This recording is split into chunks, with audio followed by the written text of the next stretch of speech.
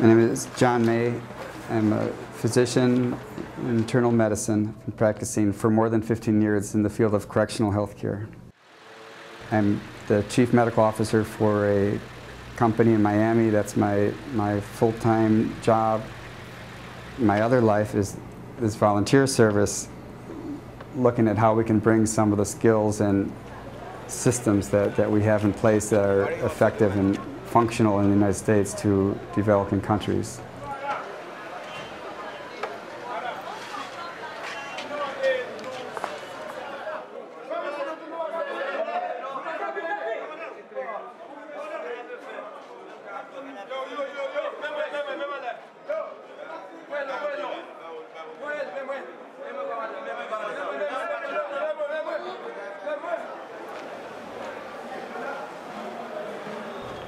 I flew into Haiti this morning to continue our work at the prison. I go to the National Penitentiary every 2 months or so, sometimes more frequently than that, to follow up on some patients and try to deliver care and make steady improvements in the system there.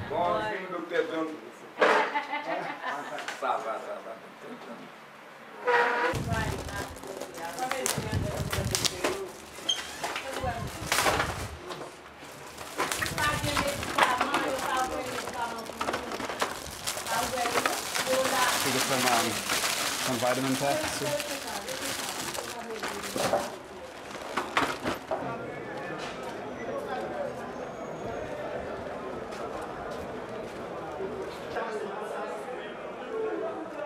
Prison officially is designed for about 1,050 persons.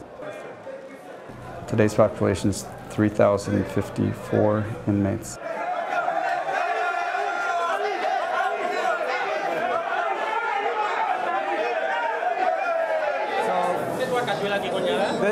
This is the Titanic building. It was built just a few years ago with international funding, but it never had any provision for plumbing. We thought at the time that people could leave their cell areas and go out and use the toilets, but it's so crowded now they have to keep it locked down almost all the time.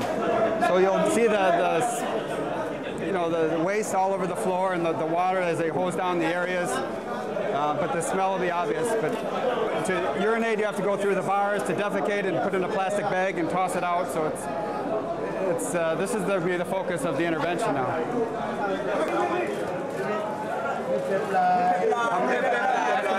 Ask him how many in here.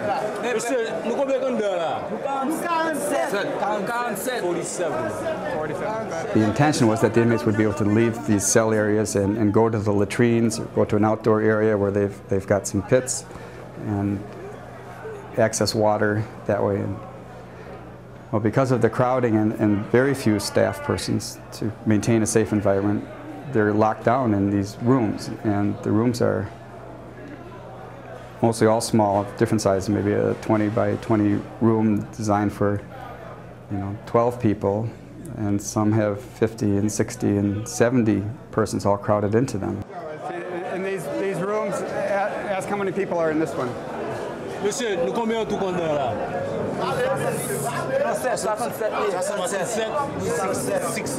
67. There's no running water, no plumbing. They're allowed out maybe an hour a day to shower or get some exercise. Soap is very important. It's a commodity that the inmates really need and appreciate. And fortunately, soap is heavy, but we used to bring 1 suitcase full of soap, and I always, before the trips, run to the flea market or a discount store. We fill a suitcase with soap that we can distribute.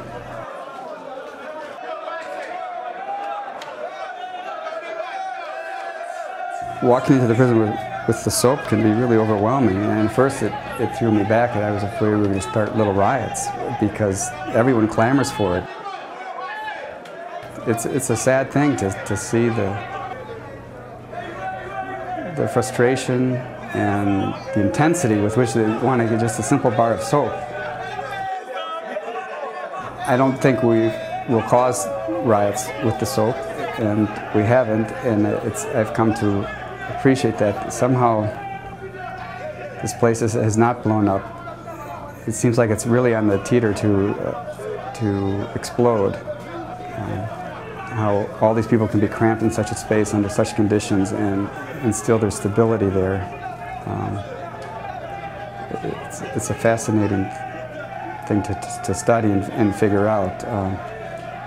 They're still clinging on to hope, and when you can provide something small as a bar of soap, it gives someone some hope.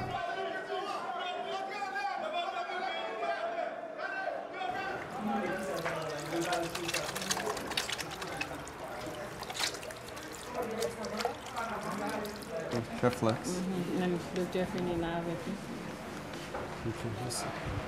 Hey, doctor. We're not sure what he has. He started with beriberi. You can find it in the literature in World War II camps. Prisoners would get beriberi, but it started emerging here a few years ago.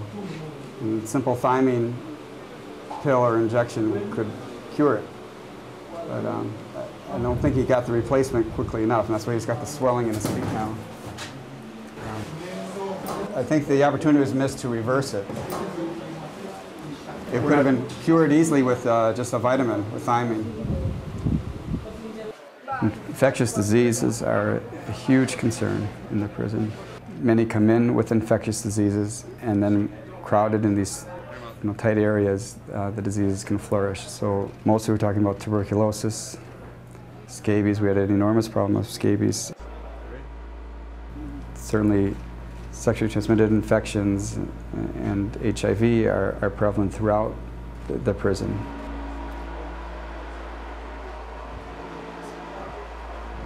When was your last test that you said you had it? A year ago. Here or in the States?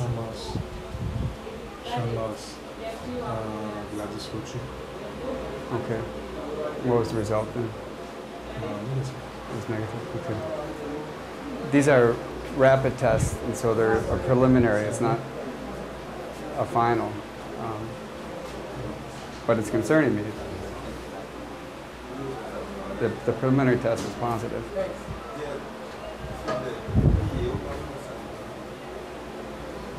But we have to do more tests with the samples that I wrote. Tuberculosis, HIV, sexually transmitted diseases are things that if they're not properly managed within a medical setting, they can develop drug resistance.